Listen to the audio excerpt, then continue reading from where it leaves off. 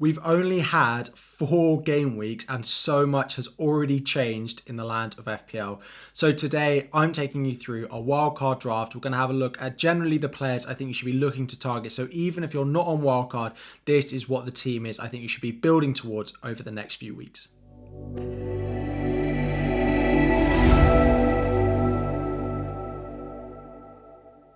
What is up everyone, welcome back to another video. FPL Harry here. Today we are having a look at a game week 4 wildcard draft, something that's been requested quite a lot on the channel. To be honest, I don't imagine loads of you are actually considering or going to be activating your wildcard, but if you are, here is a squad that I think you should be looking at. Let me know in the comments if you're 75%, have you activated your wildcard? Where do you sit on activating the chip? Before we dive in, 1,000 likes on the video is always the aim. Subscribe now if you have not already as well. But we're going to dive in. One of the big reasons people want to play their wildcard this week is both their goalkeeper and it is also the fixture swing that Newcastle have coming up. We have Nick Pope in goal as my number 1. Looking at the Newcastle fixture between now and about game week 19 at Christmas, the Newcastle fixtures are so good you can set and forget Nick Pope. Now, Newcastle have not started the season particularly well defensively in terms of clean sheets, but their underlying data does still mean that I think they are a good pick going forward.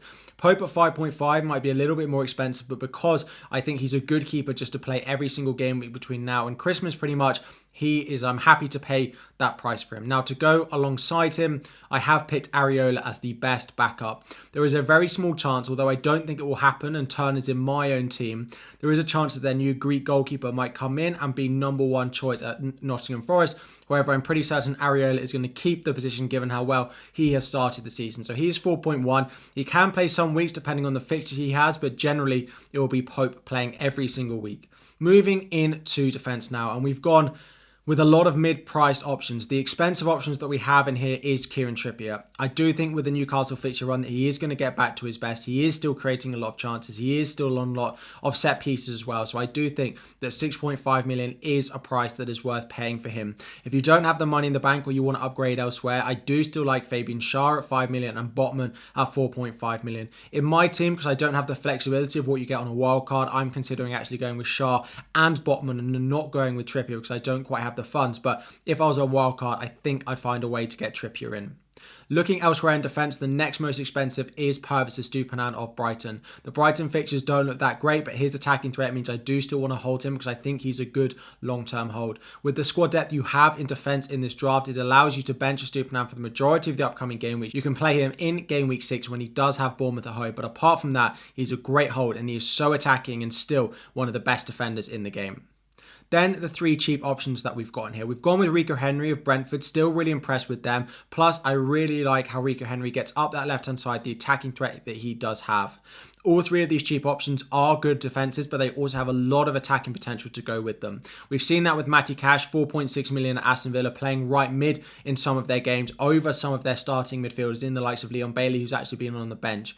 The only concern with Matty Cash is when Europe does start, when they do play in the Europa Conference League, is there going to be a little bit of rotation for him? But even at 4.6, I think it's worth taking on the gamble on him.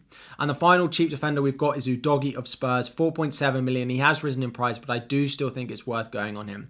The Spurs fixture in game week 5 looks really nice. Sheffield United at home. Then they have 2 red difficult fixtures where you can happily bench him. Then in game week 8 onwards, the run for Spurs looks so nice, and having a triple up on Spurs, spoiler, a triple up on Spurs is definitely worth it if you are wildcarding this week. So we have Pope. There was a bit more money spent in the defence, but of course there's not really any of those premium assets apart from maybe Trippier in here. So I do think it is worth going with this, and it sets you up really well that I don't think you'll need to make a transfer on your defence unless there's an injury until about game week 15 or so.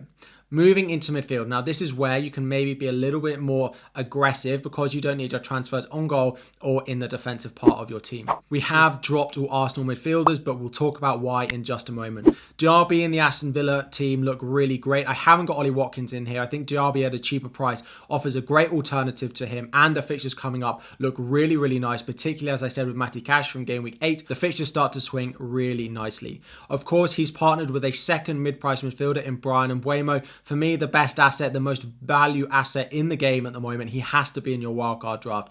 Yes, they're playing Newcastle this week, so that's a little bit of an annoying fixture. But after that is Nottingham Forest and Everton, and generally, I think he's a great hold. He's top for non-pen expected goals so far this season of any player, plus he's on penalties as well. His attacking output for the amount he costs is crazy, crazy good. We do keep Bruno Fernandes in here. You do have a little bit in the bank, so if you wanted to go Marcus Rashford over Bruno Fernandes, you can. It's a pretty close decision between Marcus Rashford and Fernandes, but I do think in the easier games that they have coming up, he will play further forward. In the game against Arsenal, Rashford was the better asset because Bruno Fernandes was forced to play a little bit deeper. However, going into these fixtures they do have coming up, including Brighton at home in Game Week 5, I expect Fernandes to be playing further forward. And then we have James Maddison and Heung-min Son to compete the Spurs triple up. Spurs look great, and they've looked great for every single game so far this season. Maddison is always involved in the things they do. He is getting far forward. In some of the difficult games they have coming up, he might play a bit deeper, but generally I think he's the best asset at his price. And then Son. I do think Son is going to continue playing up front for Spurs going into the next few weeks and onwards throughout the season. Richarlison just hasn't simply been good enough for them. Plus, they have Brennan Johnson coming in now, who I think will play on the left-hand side and compete with Manu Solomon, while we also have Kulusevski on that right-hand side. Son might come off after 70 minutes for Richarlison, as we saw in that game, or he might go out on the wing where he's much less effective. But I do still think he's going to continue the rest of the season playing up front with their run of fixtures. Plus, he's likely to be on penalties as well. 9 million for him, given the form he can produce when he is playing up front, is a great asset. I do need to caveat though, if he goes out on the wing again, he'll be an awful asset and we'll be selling him very quickly, but I don't think that is going to happen. And then up front, so we do have Arsenal cover in this team, and we've restructured things a little bit. When I built this draft initially, I had Watkins in here and I had Saka, and I didn't have the money for Trippier. But then I realised I could upgrade Botman to Trippier if I just swapped Bukayo Saka and Ollie Watkins to Gabriel Jesus and Diaby, which arguably are naturally actually better picks anyway. Archer has to be the cheap option. He's starting for Sheffield United. He won't get into the starting 11 of your team very often, if ever, to be honest, looking at this draft.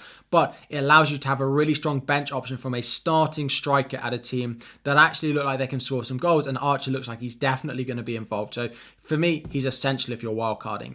And up front, of course, we have Erling Haaland. The fixtures do turn a little bit in a few weeks from Man City, but it's Erling Haaland. He's not going anywhere. And the final one, returning from injury, Gabriel Jesus. He scored against Manchester United in Game Week 4. He looks back to his best. Really impressed with him. And I do think he is a much, much better option than any of the others like Havertz or Nketiah playing up front for Arsenal. So I do think Gabriel Jesus will keep his place in that Arsenal team going forward. Now, looking at the team for this week, you would probably bench Purvis Estupiñán, and then you'd probably bench Rico Henry as well. So you'd be playing Trippier, Udogie, Matty Cash in defence for their nice fixtures. You'd be playing your 5-man midfield, and you'd be benching, of course, Archer up front. You'd probably end up playing Nick Pope in goal because Areola does have that fixture against Manchester City. So this is an ideal or a thought of what a wildcard draft would look like. I think it's really strong. I don't think there's actually that much unless your team was really weak going into the first few weeks and you've had a really unlucky few weeks in terms of injuries, potentially going on too many Chelsea assets as well. You'll notice there's no Chelsea in this draft just because their form they are showing.